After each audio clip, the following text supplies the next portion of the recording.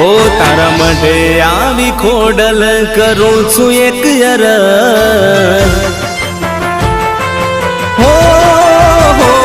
તારા માટે આવી ખોડલ કરું છું એક અરજ તારા છોરુડાની લાજ રાખવી માં તારી ફરજ તારા સિવાય ના પડે મારે કોઈની ગરજ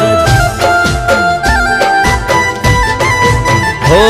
તારા શરણે આવી ખોડલ કરું છું એક અરજ તારા દીકરાની લાજ રાખવી માં તારી ફરજ